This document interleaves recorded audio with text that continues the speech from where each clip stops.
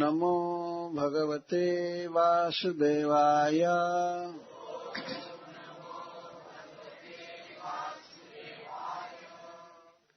ओम नमो भगवते वासुदेवाय।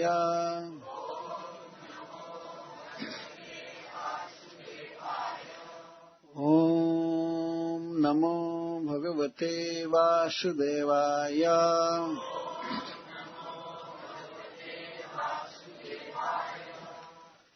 तथाहं कृपणः शुभ्रो भवत्या प्रेमजन्त्रितः।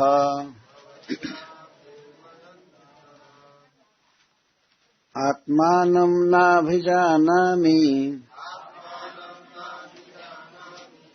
मोहितस्तव मायया। ये 12वां श्लोक है। जत् पृथिव्यां बृहयवाम् हिरण्यं पशवः स्त्रियः न दुह्यन्ति मनः प्रीतिम् पुंसः कामः तस्य ते। न जातु कामः कामानाम् उपभोगेन शाम्यति। हविषा कृष्णवर्त्मेव भूय एवाभिवर्धते। यदा न कुरुते भावम् सर्वभूतेष्वमङ्गलम् समदृष्टेस्तदा पुंसः सर्वः सुखमया दिशः। या दुस्त्यजा दुर्मतिभिः जीर्यतो या न जीर्यते तां तृष्णां दुःखनिवहाम् शर्म कामो द्रुतं त्यजेत्। मात्रा स्वस्रा दुहित्रा वा न विविक्ता सनो भवेत्। बलवानिन्द्रियग्रामो विद्वांसमपि कर्षति। पूर्णं वर्षसहस्रं मे विषयान् सेवतो सकृत् तथापि चानुशवनम् तृष्णा ते सुपजायते। तस्माद् एतामहं त्यक्त्वा ब्रह्मण्याधाय मानसम् निर्द्वन्द्वो निरहङ्कारः चरिष्यामि मृगैः सह। दृष्टं श्रुतम् असद्बुद्ध्वा नानुध्यायेन संविशेत्। संसृतिं चात्मनाशं च तत्र विद्वान् स आत्मदृक्। इत्युक्त्वा नाहुषो जायाम् तदीयं पुरवे वयः। दत्त्वा स्वजरसं तस्माद् आददे विगतस्पृहः। दिशि दक्षिणपूर्वस्याम् द्रुहिं दक्षिणतो जदुम् प्रतीच्यां तुर्वशुं चक्रे उदीच्यामनुमीश्वरम्। भूमण्डलस्य सर्वस्य पुरुमर्हत्तमं विशाम् अभिषिच्याग्रजांस्तस्य वशे स्थाप्य वनं जयौ आसेवितं वर्षपूगान् षड्वर्गं विषयेषु सः क्षणेन मुमुचे नीडम् जातपक्ष इव द्विजः तथा उसी प्रकार अहम मैं कृपणः भोगों के लिए लाचार दीन शुभ्रू हे सुंदर भौं वाली भवत्यः तुम्हारे प्रेम जंत्रितः प्रेम के बस में आत्मान अपने को न नहीं अभिजानामि जानता हूँ मोहितः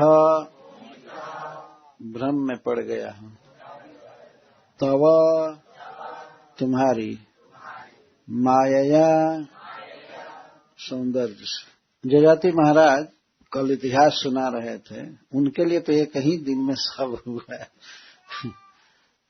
इतिहास सुनाए अज और अजा का। हमको कई लोग बता रहे थे कि अब खांसी कहिए क्योंकि बकरा का कुछ और मतलब होता है जो कुछ भी हो अभी बता देता है भाई बकरा माने खांसी बकरा बकरी की कथा सुनाए और सुना करके जजाति महाराज कहते हैं तथा अहम ठीक उस बकरा की तरह मैं हूँ। अहम मैं तथा उसी प्रकार का जिस प्रकार से वो बकरा बकरी के मोह में पड़ा हुआ था, उसके सौंदर्य में फंसा था, इस तरह से मैं भी तुम्हारे सेवा के बस में हो गया हूँ।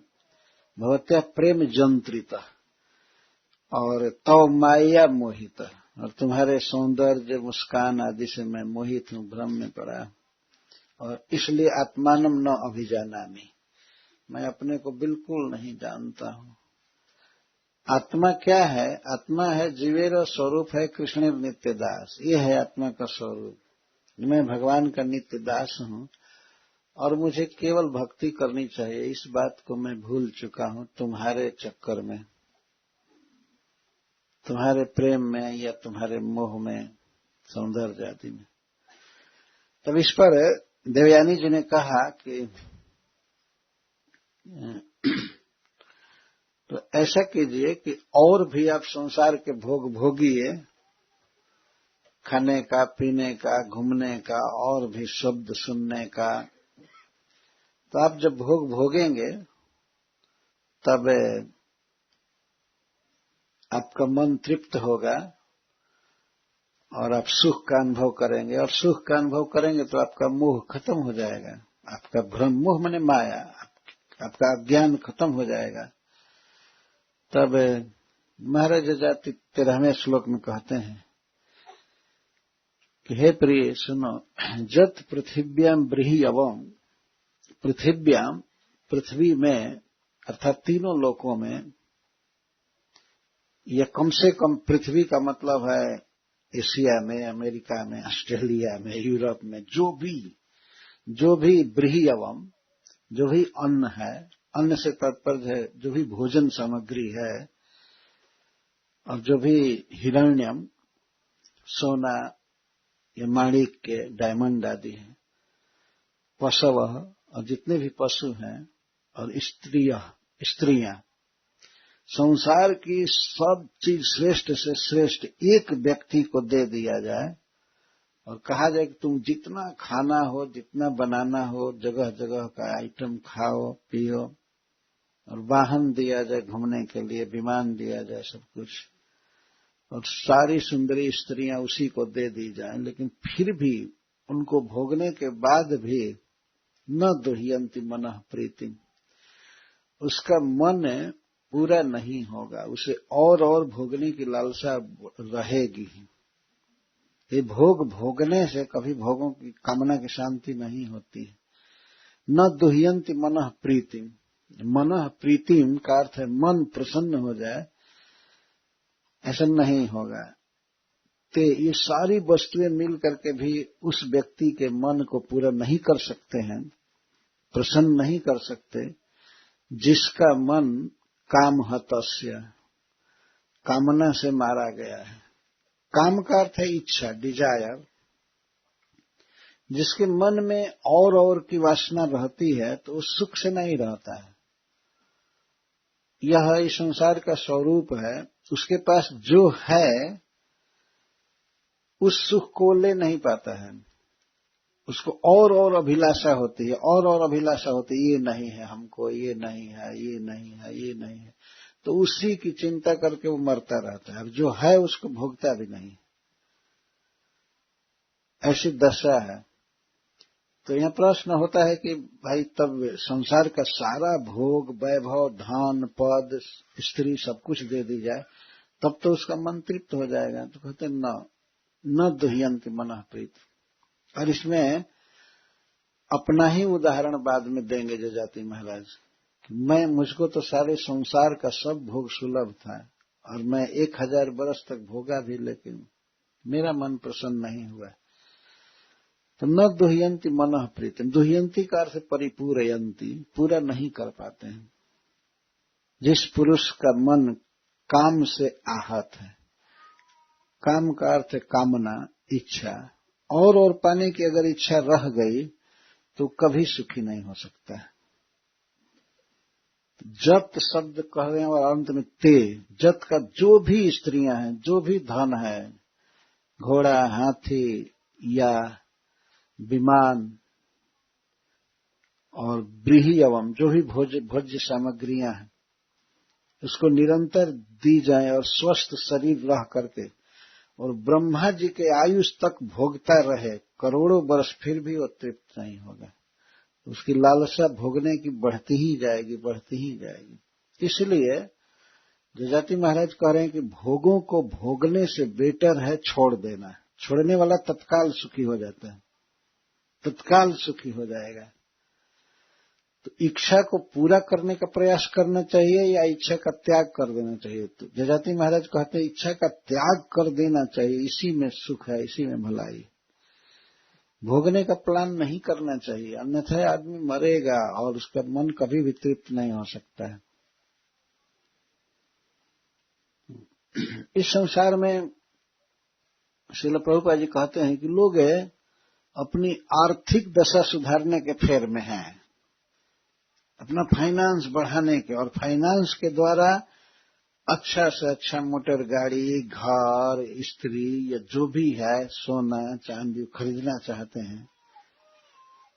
और किसी किसी को मिलता भी है थोड़ा सा, लेकिन यदि मान लीजिए किसी को संजोगवश अगर 1 मिलियन यूरो मिल गया तो उसे 10 की कामना होगी, उसको खर्च नहीं करना चाहेगा, सोचेगा ये रहे। या उससे अगर दूसरी वस्तुएं खरीदता है तो वो देखेगा कि किसी के पास तो करोड़ों मिलियन है, करोड़ों यूरो है, तो उसके सुख को देख करके जलता रहेगा। और वो जो व्यक्ति है वो देखेगा दूसरों को। एक हिंदी के कविता में कहते हैं कि तुलसीदास जी की वो कविता है, उसमें कहते हैं कि कोई राजा इस संसार में सोचता है कि हमसे महाराजा सुखी है, राजा कहे महाराजा सुखी। एक साधारण राजा है तो सोचता है कि महाराजा सुखी है, और महाराजा से पूछा जाए आप सुखी हैं तो कहता है महाराजा कहे सुख इंद्र को भारी। वो कहता है नहीं हमको क्या सुख है, अनेक दुख है, दिक्कत है यहाँ। है ना, राजा को ही बहुत दुख है इस संसार में। कितने टेररिस्ट घूमते रहते हैं, कब क्या करेंगे कोई पता नहीं है। ये बदमाश लोग जगत का नाश करने के लिए पड़े ही रहते। तो बड़े बड़े जो राष्ट्रपति हैं, प्राइम मिनिस्टर आदि हैं, उनको भी दुख है, बहुत चिंता है, ये है। तो कहते हैं हमको सुख नहीं है, सुख इंद्र को भारी। इंद्र को सुख है स्वर्ग में, वहां कोई भी उपद्रव नहीं है, किसी भोग की कमी नहीं है, कोई रोग नहीं होता है, बुढ़ापा नहीं होता है, वहां सुख है। और इंद्र कहे चतुरान सुखी। इंद्र से पूछा जाए आप सुखी हैं तो कहते नहीं, हमको कहाँ सुख है, दैत्य लोग चढ़ाई करते हैं, कई बार बहुत डिस्टरबेंस होता है। वास्तव में सुख है चतुरानन को है, ब्रह्मा जी को सुख है, वो कहते हैं इंद्र। और ब्रह्मा जी से पूछा जाए आप सुखी हैं तो कहते नहीं, हम कहाँ सुखी हैं, सृष्टि करने में मन बिल्कुल तबाह रहता है, चलाना, दुनिया को बनाना, हम सुखी नहीं है। सुख में शिव जी हैं, भगवान शिव सुख में है। तो उनसे पूछा जाए आप सुख में हैं, भगवान शिव कहेंगे मत पूछो, हम परिवार से तबाह हैं। परिवार से शिव जी तबाह है। वो उन्होंने कहा क्या तबाही है परिवार में? एक उनकी पत्नी है जिसका नाम है पार्वती। तो पार्वती हमेशा जलती रहती है कि ये गंगा को अपने सिर पर चढ़ाया है, हमारी सौत को चढ़ा लिया। तो वो बहुत चिढ़ती है, हमेशा उसका मूड खराब रहता है। गंगा जी के प्रति ईर्ष्या होती है। गंगा जी एक स्त्री हैं, तो वो हमारी पत्नी इससे तबाह रहती है कि हमको तो रखा है अपने बाएं भाग में, लेकिन इसको तो सिर पर ही चढ़ा लिया। गंगा जी को सिर पर चढ़ा लिए। अच्छा, और क्या क्या दिक्कत है? हमारे पत्नी का सवारी बाघ है, सिंह है, और हमारा सवारी बैल है। ये बाघ हमेशा बैल को खाना चाहता है, अब इसको हटा करके रखना पड़ता है, बड़ा सावधान 24 घंटे। अगर थोड़ी असावधानी हो तो ये खा जाएगा। हमारा छोटा बेटा है जिसका नाम गणेश है, उसका सवारी मूस है, चूहा है। और हमारे बड़े भाई का सवारी मयूर है, बड़े लड़के का सवारी मयूर है, मोर। तो बड़े लड़के का सवारी मोर है, तो मोर इस ताक में रहता है कि हमारे गले में जो सांप है उसको पकड़कर खा जाए। बहुत दिक्कत रहती है।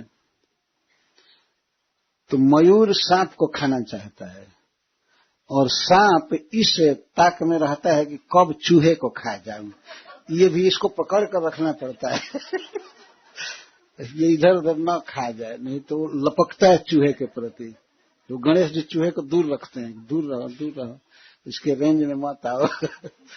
तो बताइए, सांप को पकड़ करके रखना है और बैल को भी बचाना है बाघ से, सांप से बचाना है, मयूर से सांप को बचाना है, सांप से चूहा को बचाना है।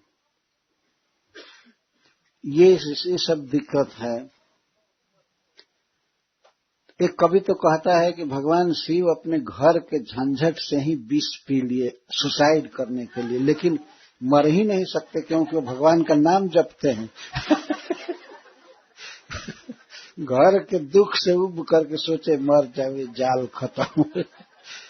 लेकिन नाम जपत शिव अमर भयउ, भगवान का नाम जपते हैं इसलिए वो मर ही नहीं सकते हैं, कुछ ही विष पिए चाहे कुछ भी कर।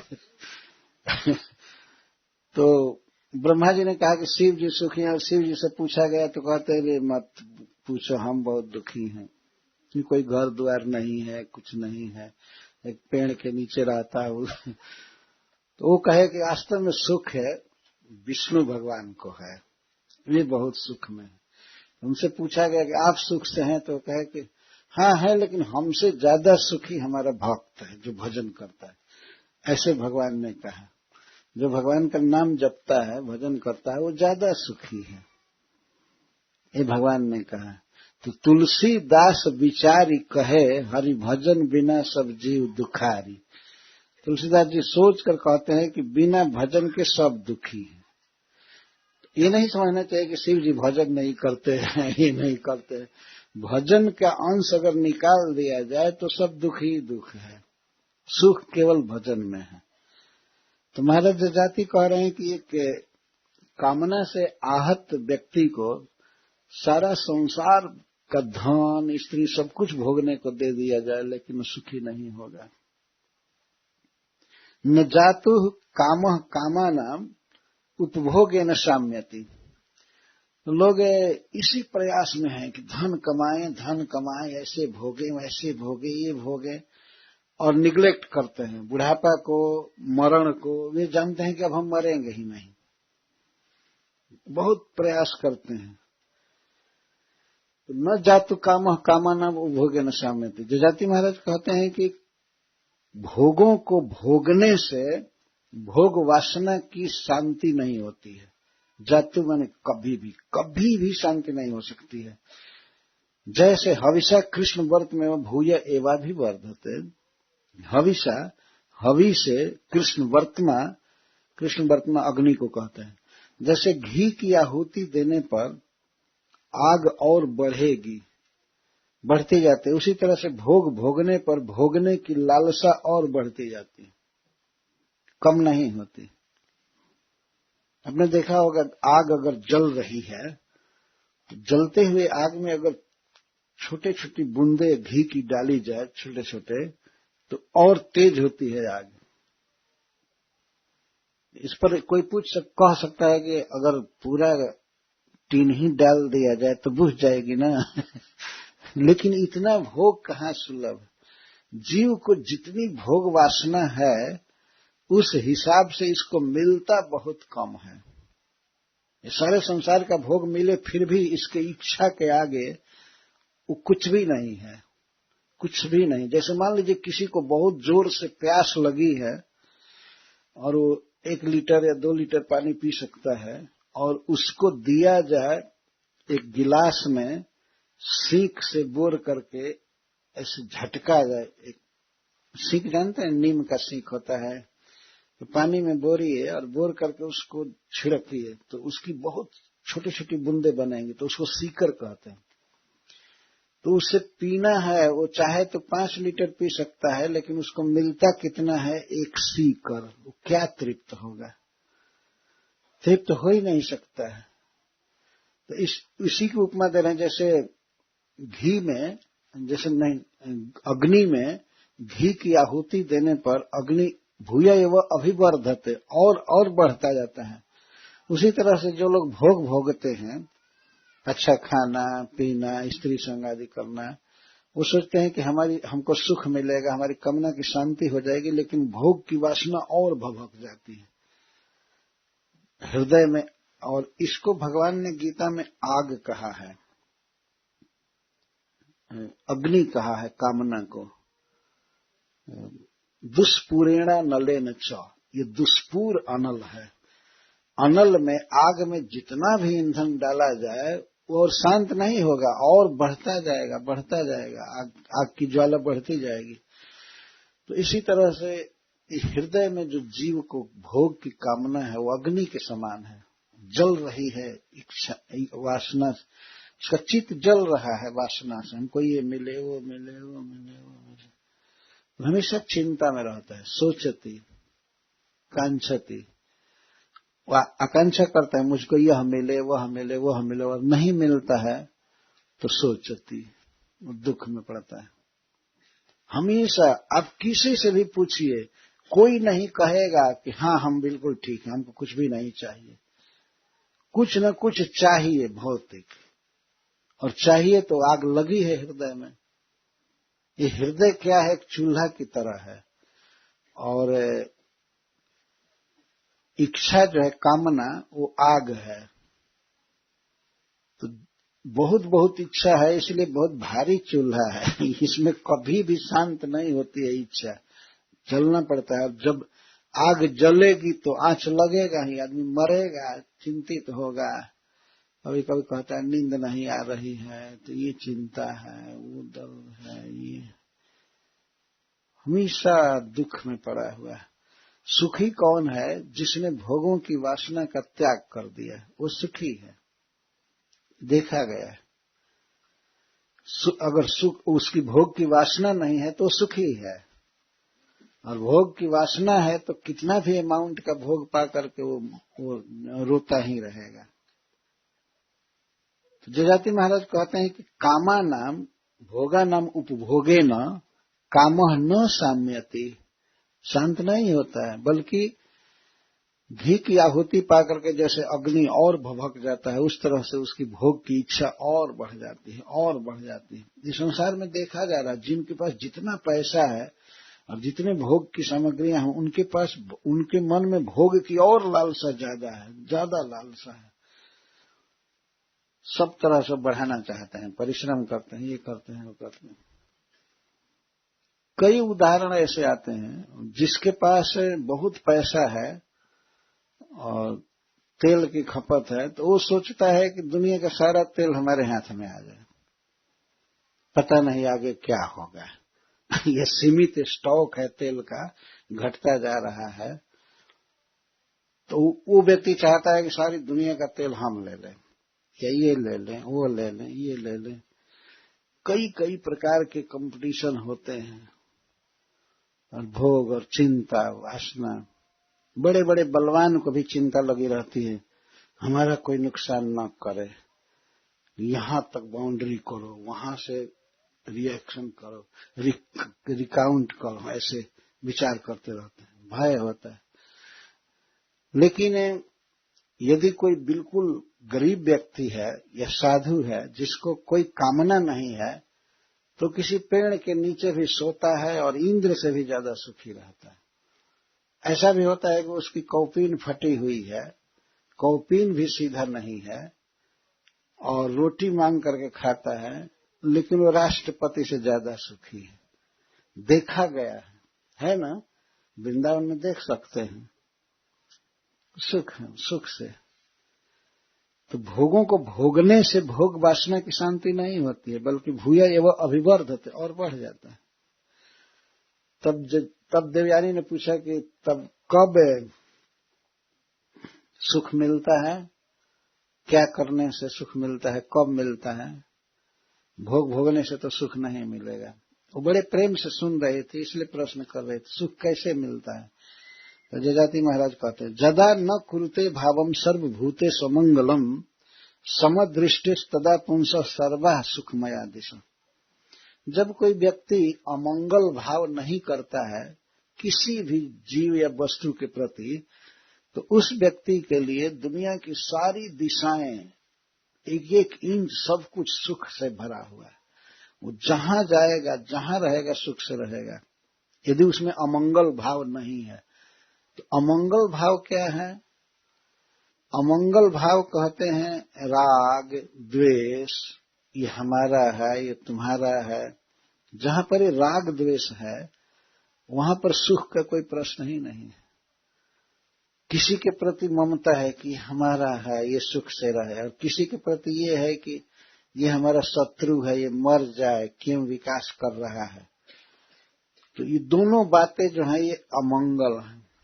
सुख दुख का भाव रखना, अपने पराये का खास करके भाव रखना, वो व्यक्ति दुखी रहेगा। जैसे मान लीजिए आप किसी को विदा करने जा रहे हैं ट्रेन में, मैं इंडिया की याद करके कह रहा हूं, मैं ट्रेन में जा रहा हूं, और कोई किसी के प्रति आपका भाव है कि हमारा पुत्र है, हमारा मित्र है, हमारी पत्नी है, हमारा है, हमारा है, तो उसको छोड़ेंगे स्टेशन पर, और चिंता में मन भरा रहेगा, कहीं एक्सीडेंट न हो जाए, रास्ते में एक्सीडेंट न हो जाए। उसमें हजारों आदमी जा रहे हैं, उनके लिए कोई चिंता नहीं है। वहां पहुंच करके फोन करना। पहले तो लोग ये कहते थे पहुंचते ही खत लिखना, तो अब तो खत तो खत्म हुआ है। ये मोबाइल फोन आ गया। हमारे यहाँ भोजपुरी में एक व्यक्ति कहते थे हमको साधु जी कहते, साधु जी ये मोबाइल फोन ना है, मोबाइल फोन है, मुआई ये मुआएगा सबको ऐसे वो कहते। तो जो भी हो, तो आदमी ट्रेन पर छोड़ता है तो चिंता में भरा रहता है, वहां पहुंच करके फोन करना है, पहुंच करके फोन करना है। बल्कि कोई जंक्शन पड़ जाए, आजकल तो कहीं से भी फोन लगता है तो बीच बीच में 10 बार फोन आता है, हाँ हम चल जा रहे हैं, हम बॉम्बे पहुंचने वाले हैं, ये है वो है। और लोगों के लिए कोई चिंता नहीं, और लोग भी जा रहे हैं, उनके लिए कोई चिंता नहीं। उनका कुछ भी बीमार हो, चाहे हार्ट अटैक हो, चाहे कुछ भी हो, कोई चिंता नहीं। इसको अमंगल भाव कहते हैं।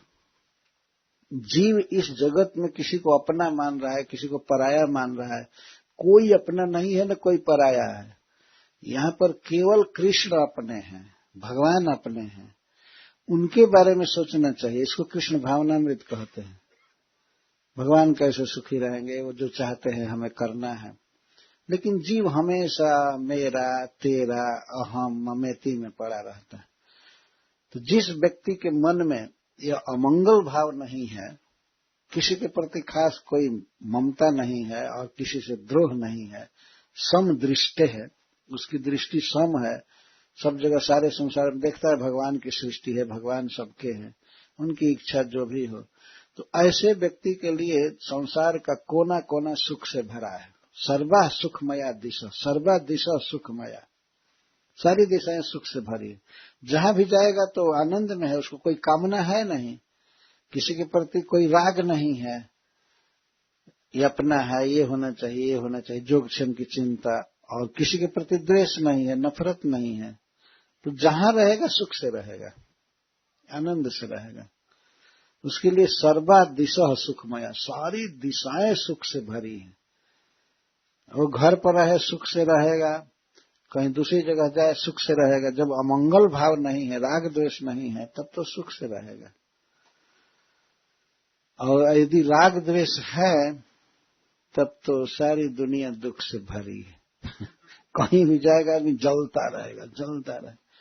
कभी कभी लोग एसी रूम में ठहरते हैं, ठंडा लगता है, गर्मी के दिन में ठंडा चाहते हैं, लेकिन हृदय में आग लगी रहती है। एसी रूम में रहते हैं, चिंता में रहते हैं, ये नहीं हुआ, ये नहीं हुआ, ये हो गया।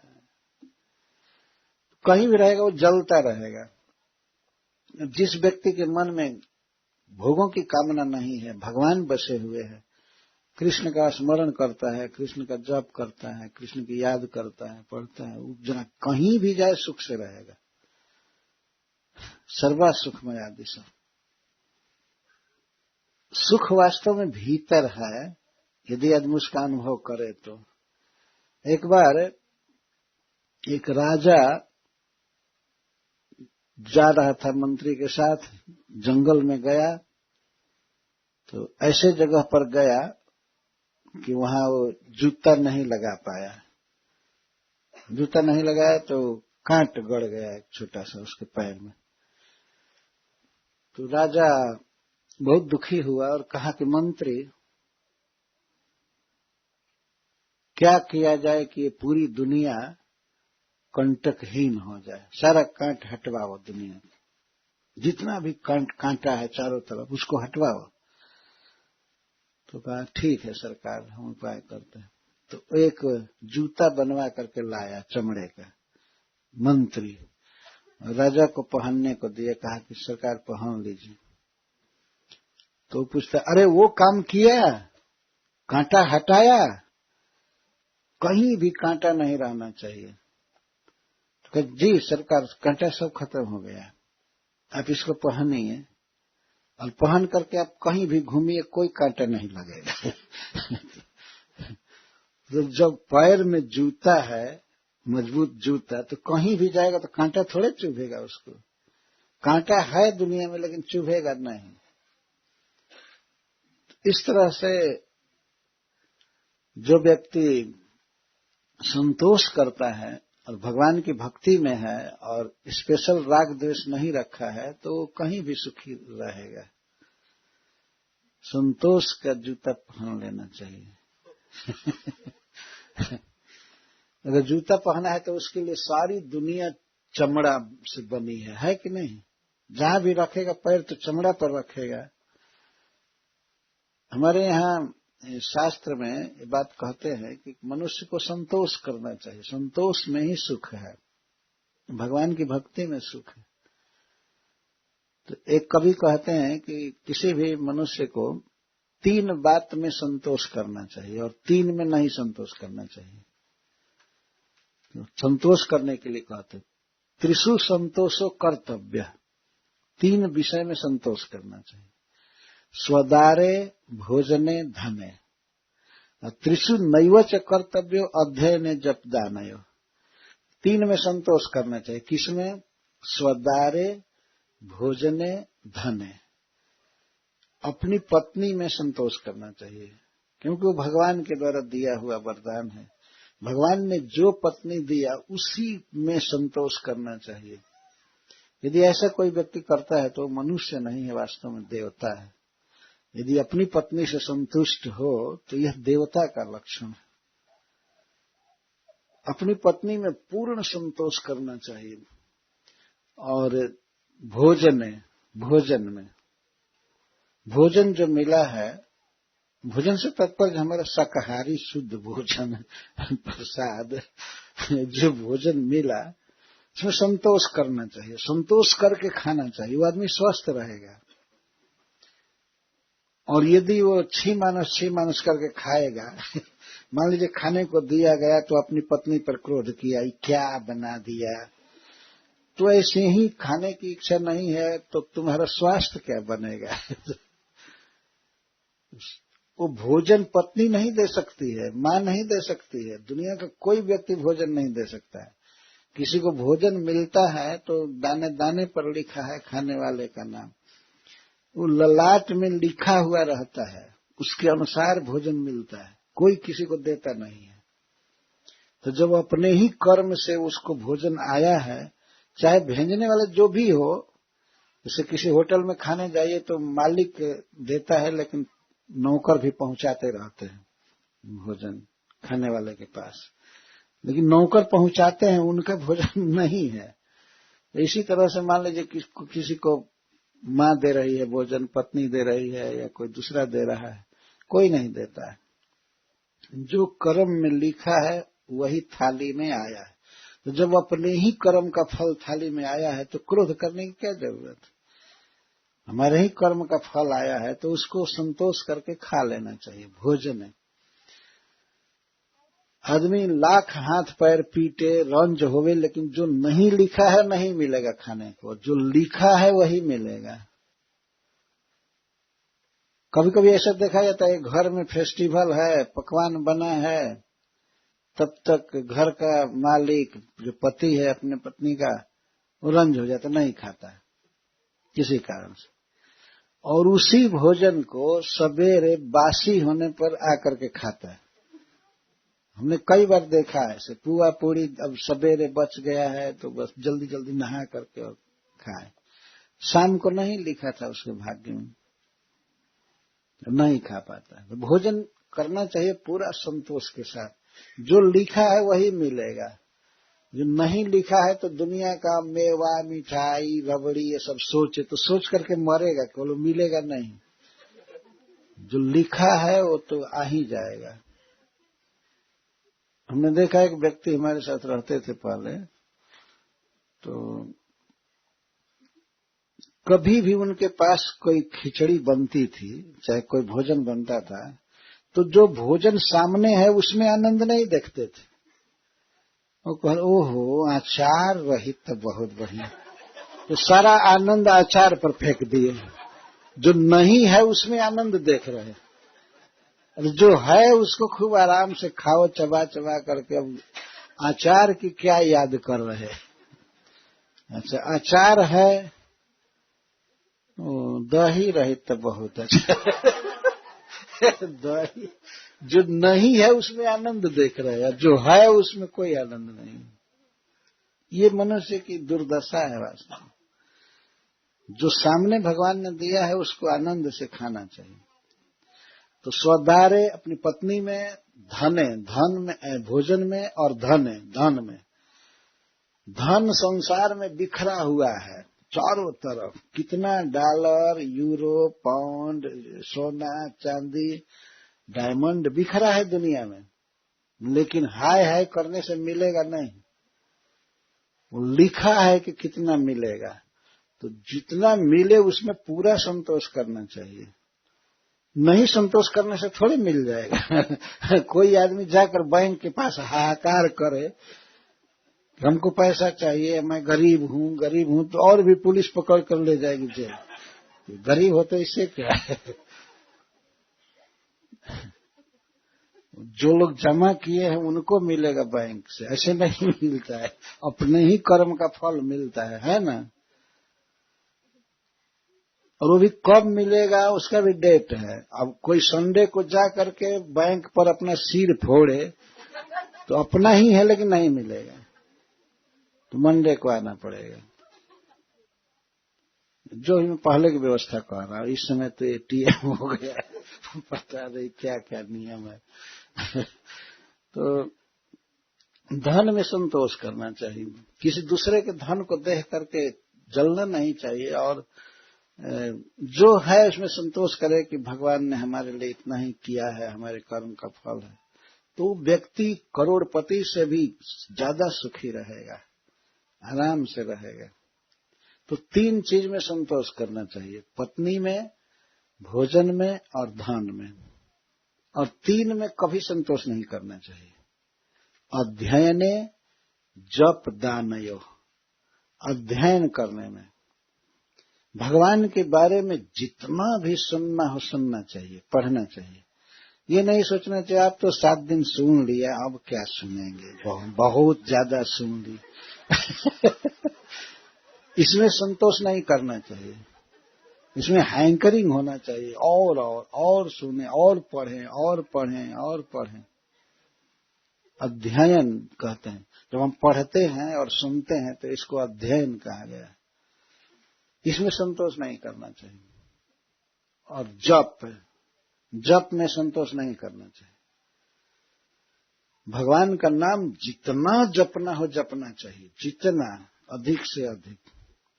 ये नहीं मान लेना चाहिए अब तो हो गया, अब क्या जप करें, कंठ सूख गया।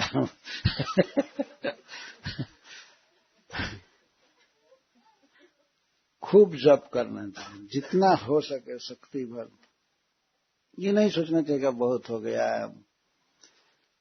कभी कभी तो लोग सोचते हैं तो साल भर जप लिया, अभी जीवन भर जपना पड़ेगा क्या। हमारे गांव का एक लड़का ऐसे कहा, तो महाराज जिंदगी भर जपना पड़ेगा। कहा जैसे सांस जिंदगी भर लेते हो तो ऐसे जिंदगी भर जपने में क्या बात है। जब तक जीवन है खाते ही रहोगे, सांस लेते ही रहोगे, तो जपना क्यों बंद करोगे। हरे कृष्णा कृष्णा कृष्णा हरे हरे, हरे राम राम राम। तो जप में संतोष नहीं करना चाहिए। और दानयो, और दान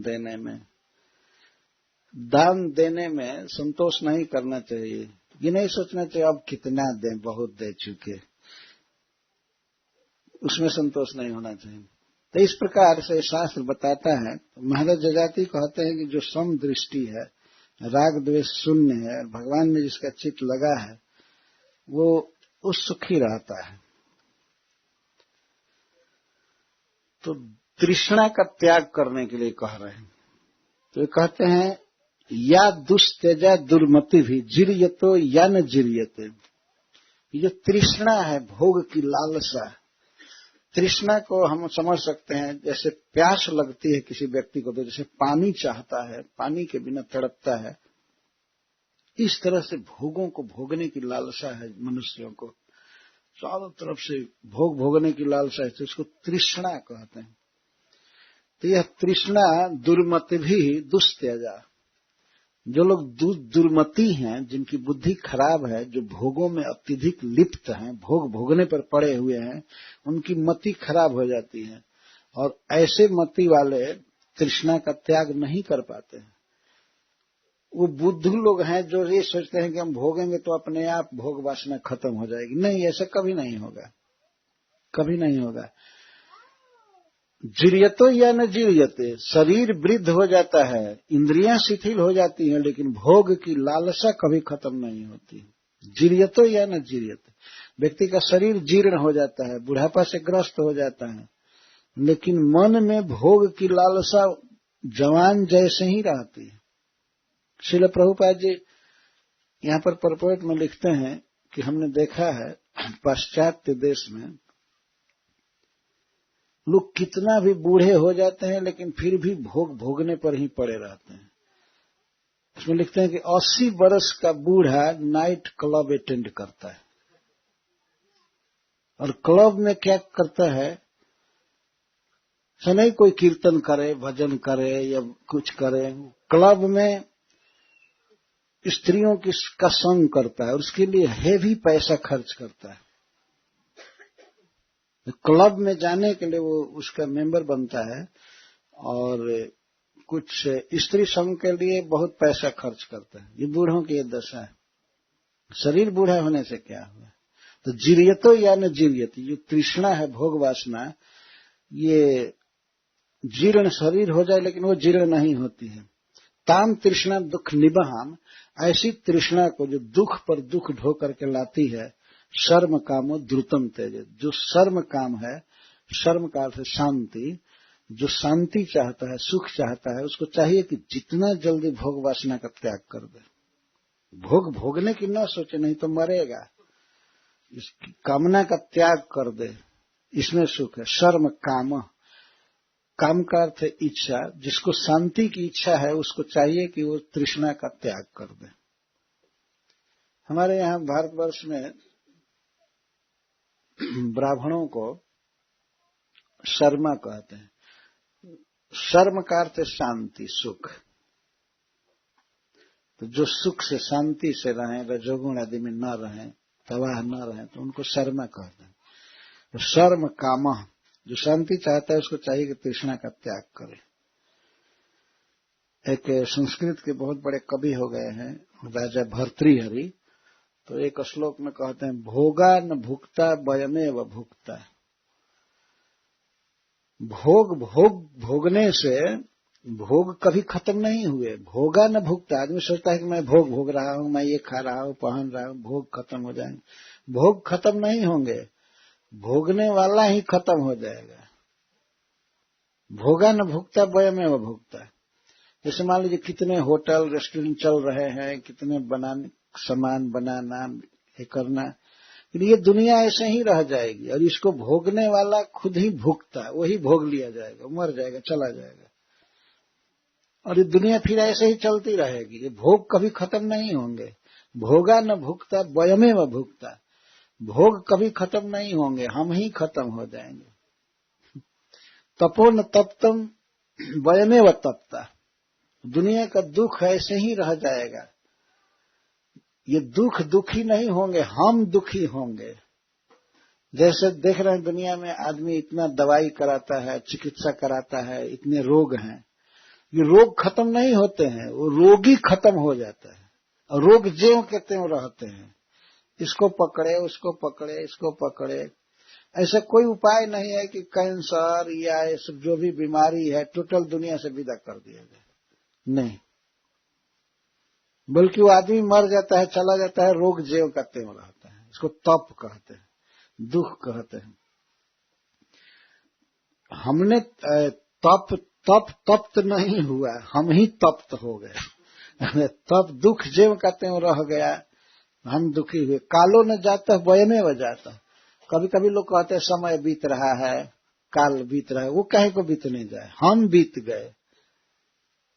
काल ऐसे ही चलेगा, फिर सूरज उगेगा, फिर चंद्रमा उगेगा, दिन होगा, रात आएगी, ये तो चलता रहेगा। आदमी कहता है समय बीत रहा है, वो काहे को बीतने जाए। समय नहीं बीत रहा है, हम बीत रहे हैं।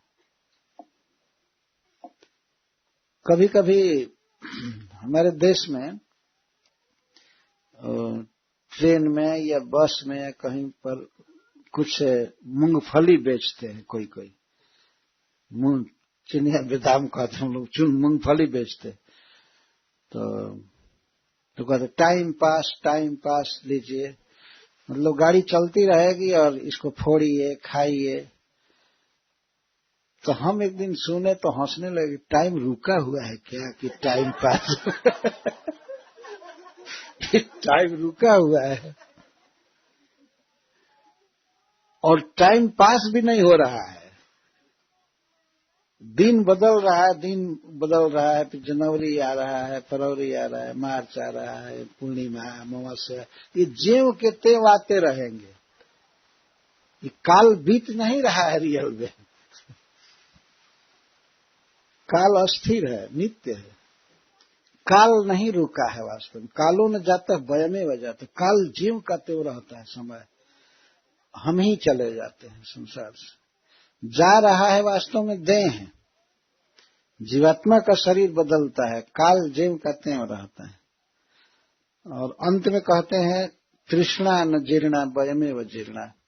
तृष्णा कभी जीर्ण नहीं हुई, हम ही जीर्ण हो गए। आदमी बूढ़ा हो जाता है, इंद्रियां शिथिल हो जाती हैं, दिखाई नहीं पड़ता, सुनाई नहीं पड़ता, लेकिन तृष्णा जुवती रहती है। शरीर बूढ़ा हो जाता है और तृष्णा, जैसे जैसे शरीर बूढ़ा होता है तो तृष्णा और जवान होती है, भोगों की वासना बढ़ती जाती है। ये नहीं समझना चाहिए कि बूढ़ा हो जाने के बाद अपने आप भोगों की लालसा खत्म हो जाएगी और भगवान का भजन करेंगे। नहीं, बूढ़े लोगों में कम वासना नहीं होती है। भले उनके शरीर में शक्ति हो न हो, लेकिन मन में वासना उतनी ही रहती है। एक प्रभुपाद जी एक कथा कहे कि वो कह रहे थे कि बुढ़ापे में भी वासना ज्यों की त्यों रहती है। तो इसको बीरबल नहीं माने। नहीं, बीरबल जी ने कहा कि बुढ़ापे में ज्यों की त्यों वासना रहती, तो अकबर नहीं मान रहे थे। तो उन्होंने कहा ठीक है, मैं आपको प्रैक्टिकल दिखाऊंगा। तो एक दिन की बात थी,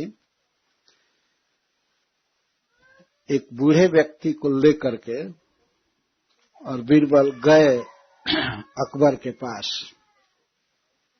ये कथा प्रभुपाद जी कह रहे हैं। अकबर के पास गए तो अकबर उस समय अपने घर में थे, अंतःपुर में, भीतरी घर में। तो अकबर की एक लड़की वहां पर थी। तो बड़े प्रसिद्ध व्यक्ति थे जो बूढ़े थे, उनको ले जाया गया वहां। तो उनको वो लेटे थे, तभी अकबर पर नहीं देख रहे थे, अकबर की लड़की पर देख रहे थे, अब मरने वाले थे। तो वहां पर बीरबल जी कहते हैं, सरकार देखिए कहाँ देख रहे हैं, इनको देखिए कहाँ देख रहे हैं।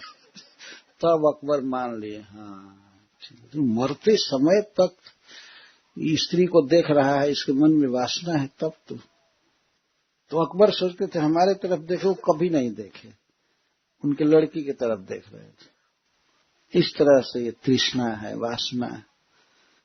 अब जजाति महाराज एक बहुत ही क्रांतिकारी बात कह रहे हैं। क्रांतिकारी का अर्थ होता है सामान्य बात से स्पेशल। इस संसार में व्यक्ति को स्त्री सन्निधान तो सर्वथा त्याग देना चाहिए, वे कहते हैं। कुछ लोग ये कहते हैं कि नहीं, जो शिष्टाचार को जानते हैं, नीति को जानते हैं, वो अपने संबंधी, अपने माँ के साथ या बहन के साथ, बेटी के साथ बैठ सकते हैं, उनमें कोई विकार नहीं आ सकता है।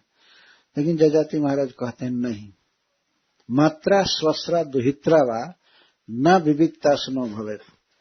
अपने माँ के साथ, बहन के साथ और दुहिता अपनी बेटी के साथ भी एक आसन पर सट कर नहीं बैठना चाहिए। ये राजा बता रहे हैं, महाराज जजाति, क्या हो जाएगा, ऐसी बात आप क्यों कह रहे हैं? अपनी माँ के साथ भी एक बेड पर नहीं बैठना चाहिए, नहीं सोना चाहिए, बहन के साथ भी, बेटी के साथ भी। तो बलवान इंद्रिय ग्रामो विद्वांसम अपि कर सकते। तो इस पर मान लीजिए देवयानी कहे कि अरे मूर्ख को भले इंद्रियां खींच लेंगी, वासना उत्पन्न हो जाएगी। जो विद्वान है, जो जानता है धर्म को, नीति को, और अपने संबंध जानता है कि हमारी माँ है, पूज्या माँ है, हमारी बहन है, हमारी बेटी है, उसका मन नहीं कभी उत्तेजित हो सकता है। जजाति महाराज कहते हैं कि नहीं, विद्वांसम अपि कर सकते, विद्वान को भी उत्तेजयति, ये इंद्रियां खींच लेती हैं। और कई इंद्रियां हैं, इंद्रिय ग्राम, एक इंद्रिय नहीं है, बहुत इंद्रियां हैं। जैसे 5 इंद्रियां हैं, आंख है, देखना चालू करेगी, स्पर्श इंद्रिय है, हाथ से स्पर्श होने लगेगा, उसके शब्द आदमी सुनना चाहेगा। इस तरह से 5 इंद्रियां आकृष्ट हो जाती हैं, और एक एक इंद्रिय जो है अपने विषय के लिए ही खींचती है। आंख देखना चाहती है, कान सुनना चाहता है, जिह्वा कुछ पीना चाहता है, चूसना चाहती है जिह्वा, और नासिका गंध चाहती है, स्पर्श इंद्रिय स्पर्श चाहती है। भोगों को प्राप्त करने में इंद्रियां एक मत की हो जाती हैं, इसलिए इंद्रिय ग्राम कहा गया है। जजाति महाराज कहते हैं बलवान इंद्रिय ग्राम। एक इंद्रियां ही काफी बलवान है, 5 इंद्रियां मिल जाए तो विद्वांसम अपि कर सती, ये विद्वान को भी खींच लेती है। मूर्ख तो कोई बात ही नहीं है, जो नीति धर्म में है, शिष्टाचार में है, उसको भी इंद्रियां खींच लेती हैं। इसलिए कभी भी एकांत आसन पर अकेले में एक बेड पर नहीं बैठना चाहिए। ये अद्भुत बात कह रहे हैं। इस संसार में यदि कोई व्यक्ति वास्तव में सुख चाहता है तो उसको तो अन्य स्त्रियों की तो बात ही क्या है, माँ के साथ भी, बहन के साथ भी, बेटी के साथ भी नहीं बैठना चाहिए, ये कह रहे हैं।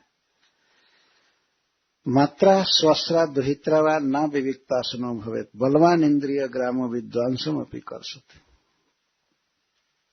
हमारे वैदिक इतिहास के राजा बहुत ही सुंदर बात बता रहे हैं। ऐसा नहीं है कि वो कोई ये किसी को क्रिटिसाइज कर रहे हो, लेकिन ऐसी मनुष्य में ये मनोवैज्ञानिक सत्य है, यदि उसे अवसर मिलेगा, एकांत होगा और निकट में होगा, बातें सुनेगा, तो उसके मन में विकार आ ही जाएगा। ये कई घटनाएं बताती हैं संसार में। बड़े बड़े अच्छे जानकार और शिष्टाचार का पालन करने वाले अच्छे परिवार में लोग इस तरह से पतित हो जाते हैं। अतः अपने को बचाना चाहिए, सन्निकट नहीं होना चाहिए। ठीक है, अविविक्तासन न हो, विविक्तासन हो, आसन रहे ठीक है, आसन किसी का दूसरे पलंग पर है, किसी का दूसरे में है, किसी का दूसरे रूम में है, ये संकीर्ण आसन नहीं होना चाहिए, ऐसा वे कह रहे हैं। इस पर उदाहरण देते हैं। देखो प्रिय, मनुष्य के अंदर इतनी वासना है, इतनी वासना है। मेरा देखो, पूर्णम वर्ष सहस्रम में ये पूरा 1000 वर्ष तक विषयन सेवतो सकृत मैं निरंतर विषय भोग किया हूं, 1000 वर्ष तक। तथापि विषय भोग करने के बाद भी अनुशमनम, प्रतिदिन निरंतर तृष्णा तेषु उपजायते, इन भोगों में मेरी तृष्णा उपजायते वर्धते, तृष्णा बढ़ती ही जा रही है, बढ़ती ही जा रही है। मैं क्या दूसरे का उदाहरण कहूंगा। और मुझको तुम देखी हो कि किस तरह से मैं निर्लज्ज हो गया था। अपने पुत्र की जुआवस्था मांगा, वो हमारे सामने वृद्ध हो गया, बेटा बूढ़ा है, और फिर भी मैं विषय भोग में हूं। और तुम तो इसका गवाह सबसे प्रथम हो, तुम्हारे साथ ही मैं विषय भोगों में रहा, तो और मैं किसका उदाहरण दूं। मैं कोई 2-4 साल नहीं, 100 साल नहीं, 1000 वर्ष तक विषय भोग किया हूं, और पूर्ण क्षमता के साथ और असकृत निरंतर। फिर भी उन भोगों में मेरी तृष्णा अनुशमन बढ़ रही है, निरंतर बढ़ती ही जा रही है। 3 समन होते हैं, सवेरे, दोपहर और शाम। सवेरे जितनी भोग वासना है उससे बढ़ करके दोपहर को हो जाती है, दोपहर से शाम को, आज से ज्यादा कल, कल से ज्यादा परसों। मतलब निरंतर मेरी वासना बढ़ती ही जा रही है, मुझे कोई सुख नहीं है, वासना बढ़ती ही जा रही है, और भोगे और भोगे और भोगे। और हमारा बेटा वो बूढ़ा है, और फिर भी हमें शर्म नहीं आ रही है और मैं भोगों में ही पड़ा हुआ हूं।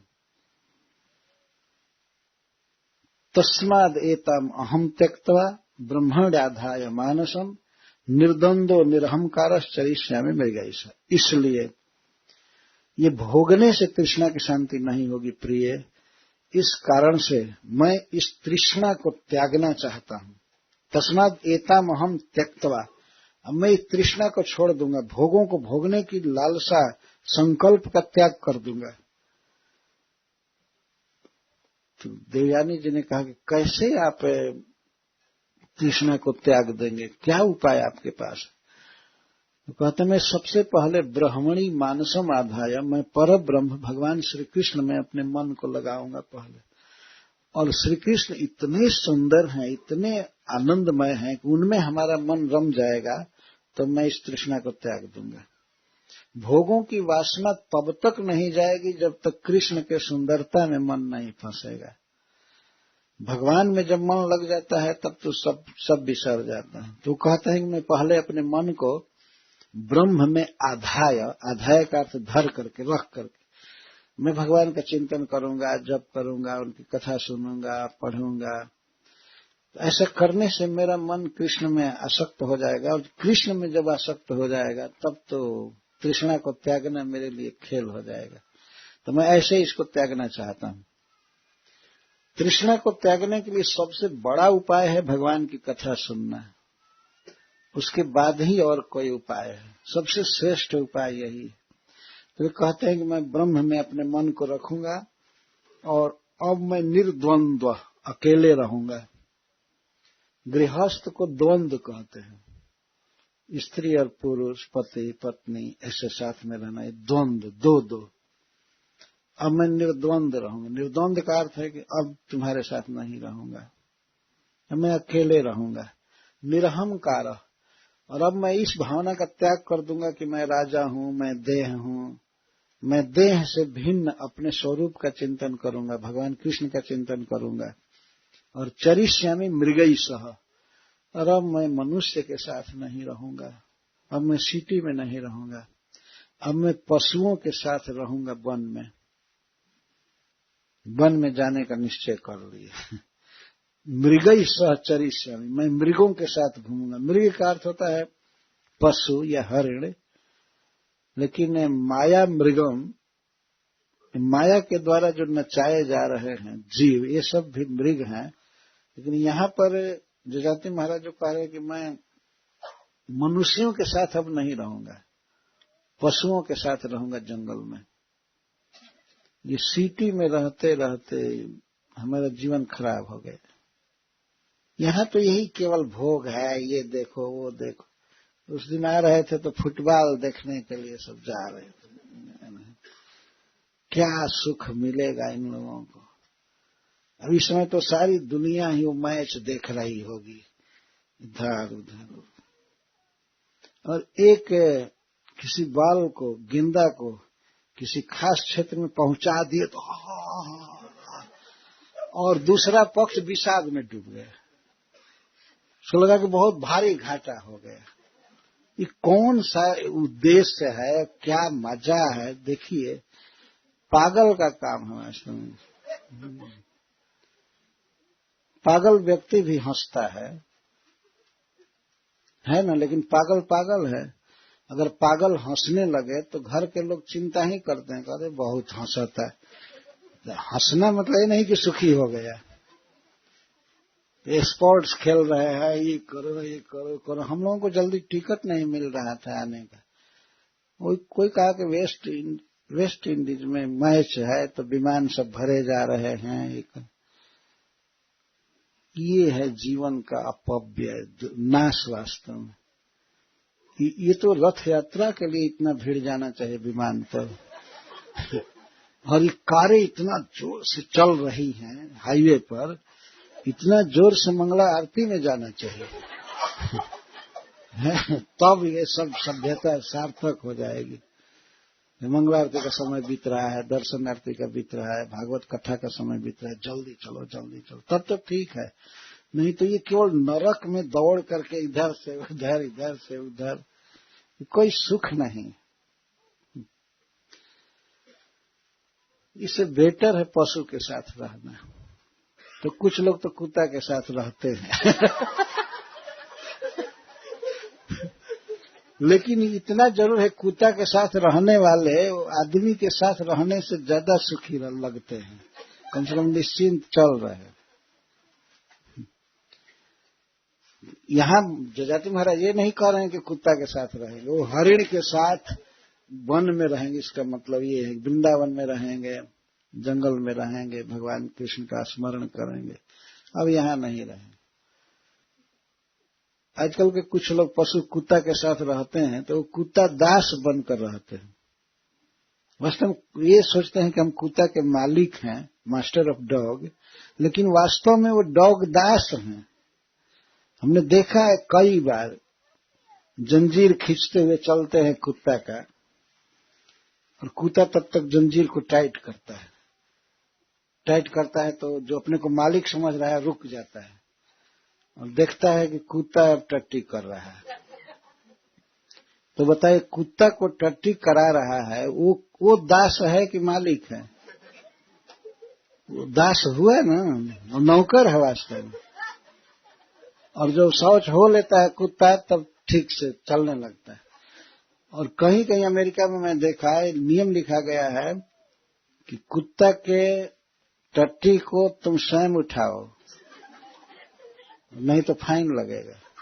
तो अपने साथ एक बाकेट लिए चलता है, कुत्ता का मल उसी में ढोता रहता है।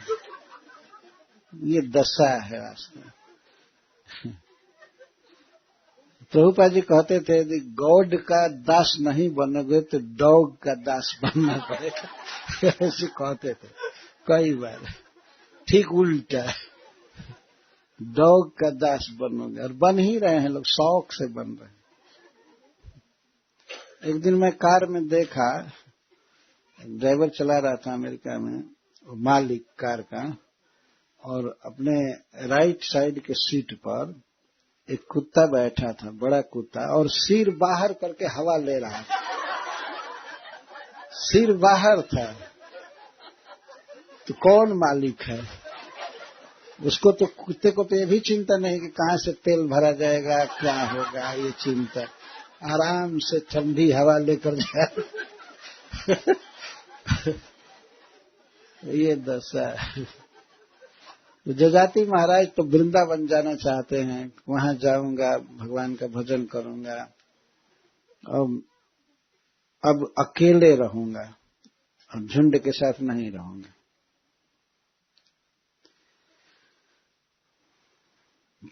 फिर भी देवयानी ने कहा कि कैसे आप त्याग देंगे तृष्णा को, कैसे सब छोड़ देंगे? तो कहते हैं कि दृष्टम श्रुतम असद बुद्धवा, देखे हुए पदार्थ को, देखे हुए लोगों को, और सुने हुए, मतलब इस लोक के भोग या परलोक के भोग, जो देखा हूं, जो सुना हूं, या दिखाई पड़ेगा, सुनाई पड़ेगा, उसको मैं असत बुद्धवा, उसको मैं यही मानूंगा ये नहीं है, फालतू है, बेकार है, मैं ये भावना करूंगा। देखा हुआ, सुना हुआ जो भी लोग हैं या वस्तु है वो असत है, क्षणभंगुर है, विनाशी है, दुखमय है। और कहते हैं इसीलिए व्यक्ति को चाहिए कि देखी हुई और सुनी हुई बातों का न वो मन में रखे, ध्यान करे, और न उन्हें भोगे। ऐसे तो आंख बंद करके चल नहीं सकता है, चलेगा तो कुछ न कुछ दिखाई पड़ेगा ही, चारों तरफ भोग है, स्त्रियां हैं, दिखना तो पड़ेगा। और नहीं गंधारी की तरह पट्टी बांध ले तो ऐसा तो संभव है नहीं, दिखाई पड़ेगा। दृष्टम और श्रुतम, कुछ सुनना भी पड़ेगा, सुनाई पड़ेगा, लेकिन मैं सुने हुए सबको मिथ्या समझूंगा, झूठा समझूंगा, दुखमय समझूंगा, क्योंकि इसमें संस्कृति है और आत्मनाश है। संस्कृति का अर्थ एक शरीर से दूसरे शरीर में जाना पड़ता है, जन्म लेना पड़ता है, मरना पड़ता है, इसको संस्कृति कहते हैं। और आत्मनाश, आत्मा यदि नष्ट नहीं होता है लेकिन कृष्ण की याद नहीं करता है, सुख से च्युत हो जाता है, तो इसको आत्मा का नाश कहते हैं। संसार के भोगों को देखना और सुनना, और इसके बाद उसका चिंतन करना और भोगने की चेष्टा करना, इससे जन्म मरण में जाना पड़ेगा, दूसरे शरीर में। और आत्मा का जो स्वाभाविक सुख है भगवान कृष्ण से जो मिलता है वो नहीं मिल पाएगा, भक्ति नहीं करेगा, तो इसको आत्मा का नाश कहते हैं। तत्र विद्वान स आत्मदृक्, जो इस बात को जानता है कि भोगों में आत्मा का नाश है और जन्म मृत्यु में पड़ना पड़ता है, तो वास्तव में वही आत्मज्ञानी है, वही आत्मदर्शी पुरुष है, आत्मदृक्, जो जानता है कि ये भोग में सुख नहीं है, इसमें केवल दुख है और केवल जन्म मृत्यु में पड़ना पड़ता है। एक शरीर के बाद दूसरा शरीर लेना और जन्म और मृत्यु के बीच में बुढ़ापा और रोगों का दुख है बहुत बड़ा।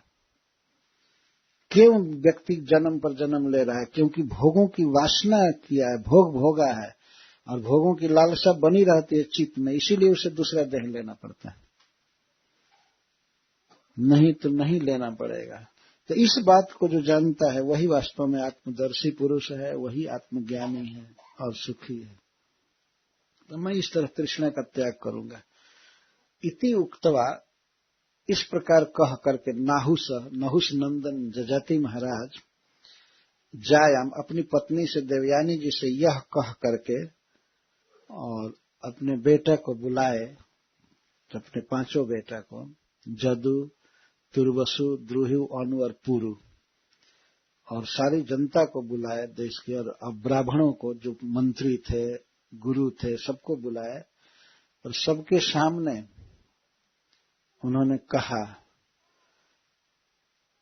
अपने छोटे बेटा से, बेटा ये तृष्णा बहुत दुखदाई है, भोगों की वासना कभी मिट नहीं सकती है, लेकिन बेटा मैं तुम्हारे प्रति बहुत कृतज्ञ हूं कि तुमने हमें जुआवस्था दिया, तो तुम अपनी जवानी लो।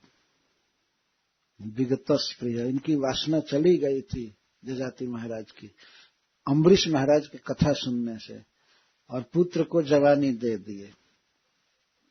इति उक्त्वा नाहुषो जायम तदीयम पूर्वे वयः, वयः माने जवानी, अपने पुत्र की जवानी लौटा दिए और दत्वा स्वजरसम, अपनी जरावस्था को, बुढ़ापा को, तस्माद आददे, ले लिए, अपने लड़के से अपनी बुढ़ापा ले लिए और उसको जवानी दे दिए। विगतस प्रिय, अब इन्हें कोई भोगों की, संसार की लालसा नहीं थी। और इसके बाद उन्होंने क्या किया, सभी लड़कों को धन बांटने लगे। ये राजा थे, किसको राजा बनाना चाहिए अपने बाद? यदि आज भी किसी से पूछा है तो सब लोग यही कहेंगे पुरु को बनाना चाहिए। जदू बड़ा लड़का था तो इससे क्या, वो तो जवानी नहीं दिया था पिता को, तो वो छोटा छोटा राज्य दिए सभी लोगों को इधर उधर दिशा में। दिशि दक्षिण पूर्वश्याम द्रुहिम दक्षिण तो जदुम, पूर्व और उत्तर दिशा में, जैसे बंगाल, बिहार, आसाम, ये सब उड़ीसा तक उधर का राज्य, पूर्वोत्तर राज्य, छोटा छोटा राज्य दिए। किसको? द्रुहिु को, द्रुहिु को पूर्वोत्तर राज्य दिए, और दक्षिण तो जदुम, और दक्षिण भारत में राज्य दिए जदु महाराज को। और प्रतीच्याम तुर्वसुम, पश्चिम दिशा में बंबई साइड में तुर्वसु को राज्य दिए, और उदिच्याम अनु ईश्वरम, और उत्तर दिशा में अनु को ईश्वर बनाए, ईश्वर माने राजा, अनु को वहां का शासक बनाए। और भूमंडलस्य सर्वस्य पुरुम अर्हतमम विषाम, अभिशिच्याग्रजांश तस्य वशे स्थाप्य बनम जय, और सर्वस्य भूमंडलस्य, और समस्त भूमंडल का चक्रवर्ती राजा बनाए अपने छोटे बेटा को, क्योंकि अर्हतमम, वह योग्यतम पुत्र था। छोटा था तो क्या, गुणों में बहुत बड़ा था, तो उसको चक्रवर्ती सम्राट बनाए जजाति महाराज। अभिषिच्य, भूमंडल के सम्राट पद पर अभिषेक करके, राज दे करके, और अग्रजान तस्य वशे स्थाप्य, और उनके बड़े भाइयों को उनके वश में करके, सब खूब अच्छी तरह से मंत्रियों के सामने बात हो रही थी।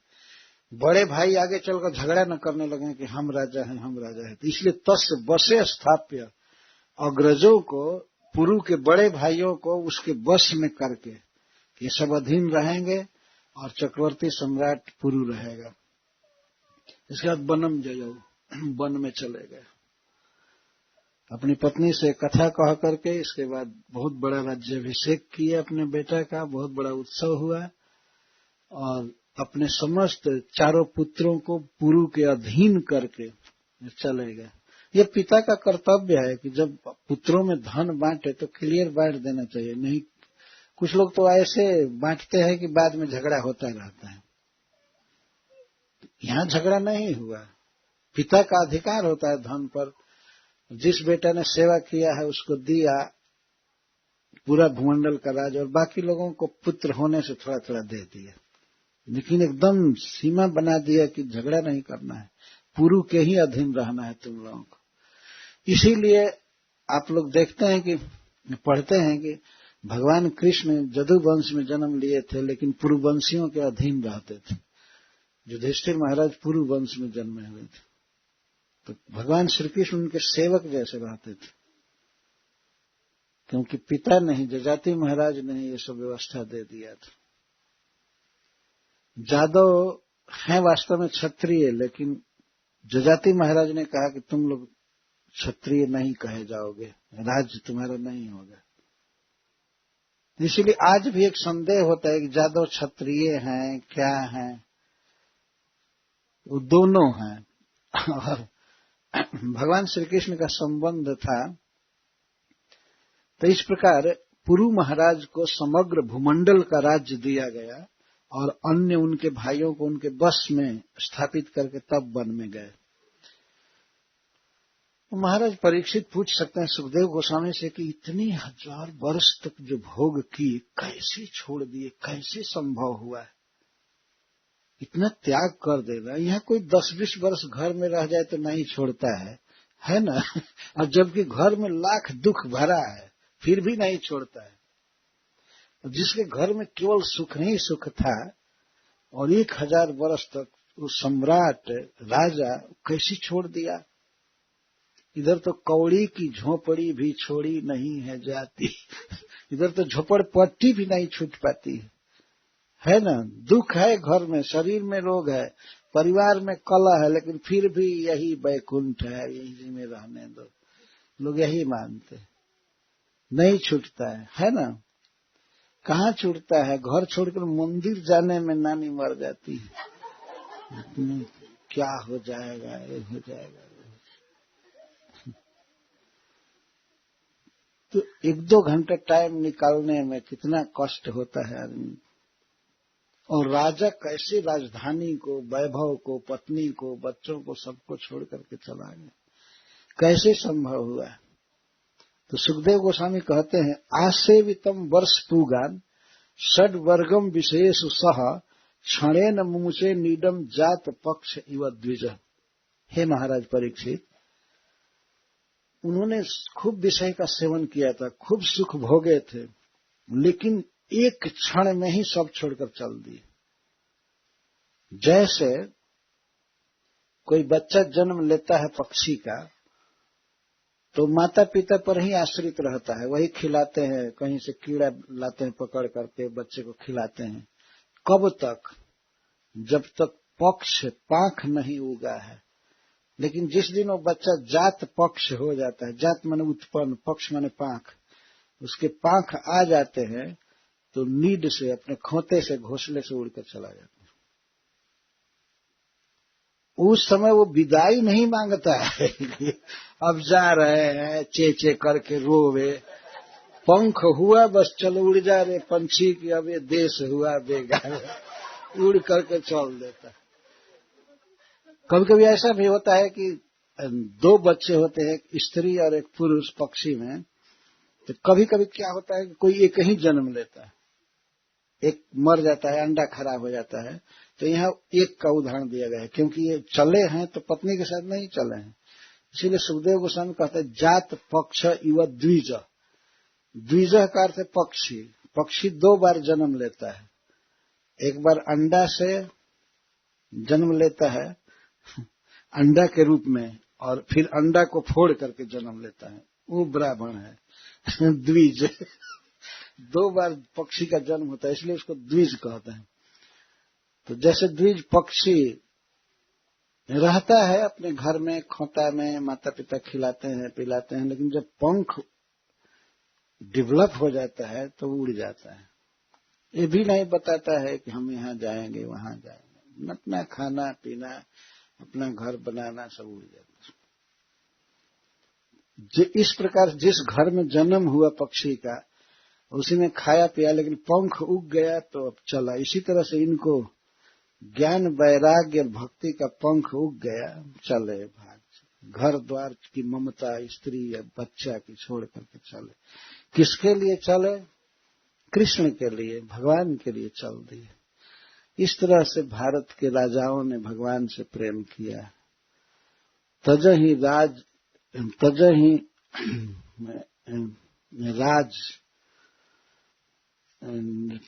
जहिलागी। मंदोदरी कह रही है रावण से कि राजा लोग भगवान राम के भजन के लिए, उनको पाने के लिए राज छोड़कर चल देते हैं। हे प्रियतम, वही प्रभु आपके घर आए हैं, सीता को दे करके क्षमा मांग लीजिए। तो भोजपुरी में गाते हैं कि मंदोदरी कह रहे कि पिया बनल गठरिया अपजस के तुम केवल अपजस लिए मरोगे केवल। पिया बनल गठरिया अपजस के, ठीक नहीं किए, सीता को लौटा दो। तो वो कह रहे कि राजा लोग राज छोड़ करके वन में आकर के योग करते हैं भगवान को पाने के लिए। वही भगवान आपके घर आ गए हैं, आप उनका भजन कीजिए, क्षमा मांगिए। लेकिन वो तो बहुत काजी था, वास्तव वो नहीं समझ पाया। तो इस प्रकार राजा जजाति का जो ये त्याग है अद्भुत है। इस तरह से क्षण भर में छोड़ देना, भगवान की भक्ति के लिए चल देना।